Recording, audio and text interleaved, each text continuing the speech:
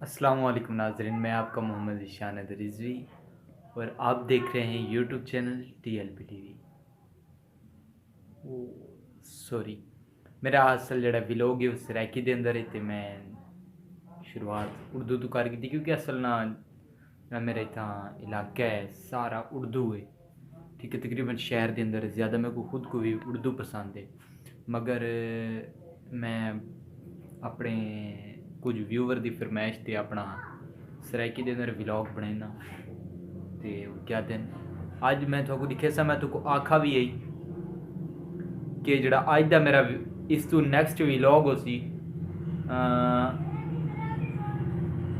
बल्कि शायद हाँ मैं तो रस्सा आई रक्षा आ गया मैं रस्से ना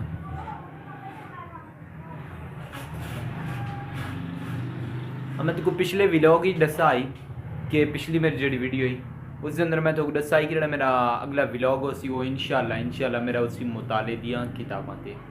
कि मैं केड़ी किताब का मुताला करे ना तो केड़ी किताब मतलब मैं पढ़दा तो उस तो मैं क्या हासिल थी वो मैं तुक दसे सा तो ये पिछू जितना भी बंडल पै ना ये बंडल ये अज जड़ियाँ मेरे को मतलब कि मैं ज़्यादा पढ़दा जिन्हों को ज़्यादा लाइक करे ना वो मेरिया किताबां तो बाकी मेरा नाल वाले एक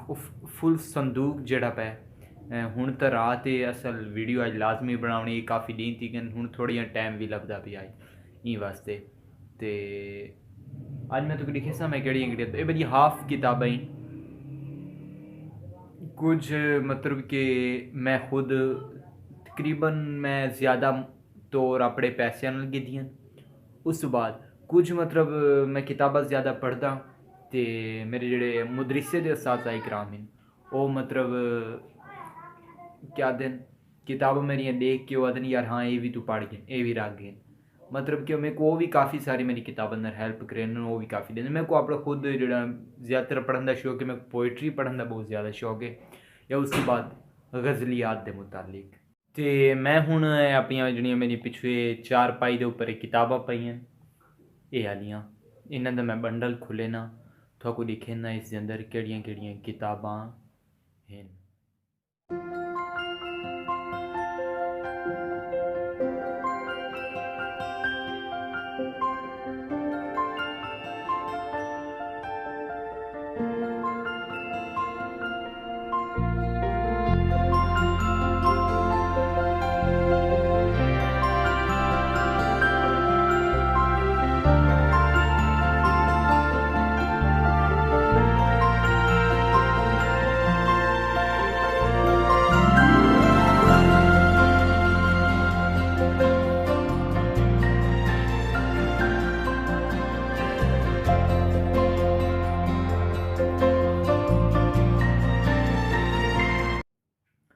सो हाँ ये देख गिदा उसी ये मेरी चंद की किताबां हैं ठीक है जड़ियाँ मतलब मैं बहुत ज़्यादा पढ़दा या मेरे को बहुत ज़्यादा पसंद है तो किताबां ना काफ़ी पुरानियां किताबां हैं मतलब जड़ियाँ मैं न्यू कीतियां उन्हों की हालत भी पता लगता है न्यू ही तो जड़ियाँ मतलब मेरे को असातिज़ा इकराम किताबां दित्तियां उन्हें वो काफ़ी मतलब क्योंकि वो बहुत पुरानियां किताबां हैं तो जिल्दा वगैरह ना उन्होंने औखड़ियां हुई हैं तो मैं था अगर मैं इन्हें कोई जिल्द करावां तो मतलब वो साथ साथ मांगी तो वत भी बड़ा मसला बन वैसी अगर मैं इन्हें को सैड ना करावां मैं इंशाल्लाह किस टाइम उस्ताद साहब को वैसा उन्होंने को पूछना सर जी अगर तुस आखो तो मैं किताबां रख गिनना तो मैं उन्होंने को जिल्द वगैरह ही करवा देना ये पहली मेरी फर्स्ट किताब ये इसका नाम तकरीबन शो नहीं थी ये हाँ ये मेरी फर्स्ट किताब है शायरी की ठीक है अगर कोई मतलब शायरी पसंद करेंदा है तो कोई इनू पता लग वैसी कि इसका नाम एड़ा कवर है कवर इको जियां 5-6 किताबां ही नहीं जो जियां ते मगर मेरे को 7 किताबां हैं बिल्कुल पिछला बैक कवर इस तरह आई मगर अगू नेम उन्हों का चेंज होता आई तो मैं कोई ही किताब अपने को रखी है बाकी बात मेरी एक बड़ी आदत है कि मैं किताब पढ़ के गिफ्ट भी कर देना ही किताब मैं अपने कज़न को गिफ्ट की है मैं काफ़ी मतलब दोस्तों को 2-4 गिफ्ट की कि मैं कि तुसा भी पढ़ गिनो चलो यार इंसान को शौक होता है, ठीक है। मैं भी पढ़ा नाल मेरे इलम च इजाफा थी अगर यार कैं बैद इलम च मैं गिफ्ट दे छोड़ी तो उस तो बाद हाले मेरी ये किताब रही है पढ़ने वाली को मैं स्टार्ट करना है। तो मैं इस तरह पढ़दा कि मूड के लिहाज ना मूड ही बनना, ये नहीं कि सिर्फ एक किताब कोई पढ़ के उसको मुकम्मल करना है, नहीं। मैं मूड ही बनना कि इस टाइम शायरी, किसी टाइम अफसाना नवीसी या गज़ल, जो मेरे जहन के अंदर आवे मैं, या कोई आप बीती पढ़ गिनने है या सवाने उमरी पढ़ गिनने है, यो जी कोई चीज़ जेड़ी मर्जी जिस लिहाज में किताब हथे लग वन जाना जिस लिहाज ही पढ़ गिनने है। तो उस बाद तक मैं इसका नाम दसेना, इसका नाम है, बड़ी प्यारी किताब है, ये लिखी हुई है इंतखाब राशिद मलिक, हाँ इंतखाब जैं कीता है, मतलब ये है एक मजमुआ टाइप है, इस अंदर काफ़ी शोरा दियाँ गज़लां हैं ते जैं इंतखाब कीता है उसका नाम है राशिद मलिक। उसने इस किताब का इंतखाब किया। इस किताब का नाम है सुनो ए चांद सी लड़की। ये तो इनू तो शो नहीं थी मगर ये देखो ये मैं सेल्फी खिंदा बैठा ता तो आपको ना ऐसे ही नहीं दिसा, लिखा है सुनो ए चांद सी लड़की। बड़ी प्यारी इस ते गज़ल लिखी हुई है। तो इंशाअल्लाह मैं एक गज़लियात दी वीडियो तो उस तो बाद मेरे यूट्यूब के व्यूवर को गुजारिश ही है कि मैं ना अपना बना गिता फेसबुक चैनल ओ फेसबुक पेज, उसका नाम लिखा है शायरी की दुनिया। तो उसका लिंक इंशाअल्लाह मैं अपना डिस्क्रिप्शन के अंदर दे देसा, कोई वंज के देखना है उत्थों तक तकरीबन मेरी शायरी लभ सी, आवाज़ मेरी उसी शायरी बड़े ही मशहूर तरीन शोरा दी शायरी उसी, जिस तरह हज़रत अल्लाह शायर मशरक हज़रत अल्लामा डॉक्टर मोहम्मद इकबाल रहमतुल्लाह अलैह दी शायरी थी कि अहमद अफराज मीर तकी मीर मिर्ज़ा गालिब रहमतुल्लाह अलैह मुख्तलिफ शोरा वगैरह वगैरह की शायरी उसी इंशाअल्लाह तक मिल सी। पहली किताब क्या आई सुनो ए चांद सी लड़की, ये मेरी पहली किताब है, ठीक है। सिर्फ मैं उर्दू के अंदर मुताला भी ना करेंदा, उस तो बाद अल्लाह पाक दे फजलो करम अल्लाह पाक दे फजलो करम अगर मैं कुछ शरह लभ वंजे मतलब फारसी दी अरबी दी फारसी अरबी च भी मैं मुताला करेंदा रहना अल्लाह दे फजलो करम नाल। पहली मेरी किताब नंबर 1।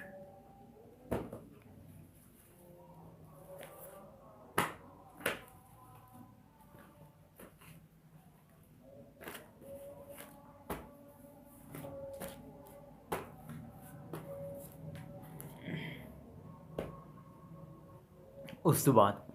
किताब नंबर 2, ठीक है। हाले इसका ना ही सैड ते मगर मैं शो नहीं करना,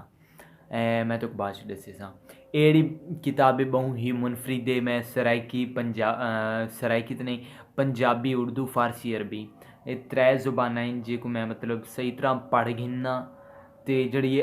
फारसी उसको मेरे को समझने थोड़ी दिक्कत है, उस वास्ते मेरे को शरा यूज़ करनी पौंदी है, शरा का इस्तेमाल करना पौंदा नाल, यानी कि जे को आम जुबान के अंदर अस गाइड आते हैं या हैल्पिंग बुक आते हैं वो मेरे को नाल इस्तेमाल करनी पौंदी है फारसी वास्ते। तो बाकी उमें फारसी पढ़ गिनना मायनी का मतलब थोड़ा मायनी नहीं जहनी च रहांदे बई इसका मायनी क्या बन सी या इस शेर दी या इस जुमले की तशरीह क्या है, मतलब मायनी का नहीं पता लगता, उस वास्ते मैं शरा यूज़ करेंदा। जड़ी अरबी अल्हम्दुलिल्लाह उसका पता लगता है क्योंकि मैं एक दरस निज़ामी भी करेंदा पियाँ, मेरी वो भी किताबां इतना गालबन पईयां दरस निज़ामी दियाँ। जी ये मेरी किताब है, ये मेरी जड़ा मतलब मेरा मेन शौक है स्टेज सैक्टरी जेको आम जुबान जेको मौलवियां की जुबानी नकीब आदन तो उमें आम जुबान चीकूँ स्टेज सैक्टरी आदन। तो एक किताब लेकिन भी मेरे को मुदरिस से मिली, इसका नाम है पंजाबी नकाबत, ये पंजाबी के अंदर है, ये देखिनो पंजाबी नकाबत दी डायरी, पंजाबी नकाबत दी डायरी ऊपर लिखा है। तो ये मैं सीधा करके बना फन शनास ते बाज़ोक नकीब हजरातां वास्ते, फ़न शनास बाज़ोक नकीब हजरात वास्ते ये डायरी है। तो ये डायरी भी मतलब मैं मुदरिस से चलाई सी, ठीक है, ऐ वेख सकते हो। तो उस तो बाद इसका राइटर कौन है, इसका मुरत्तिब है मुहम्मद तौसीफ हैदर दी है लिखी हुई है। उस तो बाद मैं मुदरसे दी किताबां बाद विच ते पहले थोआकू मैं अपनियां मुताले दियां किताबां लिखा देवां कि मैं केह्ड़ी किताबां मतलब मैं आप बीती भी पढ़ता रहना।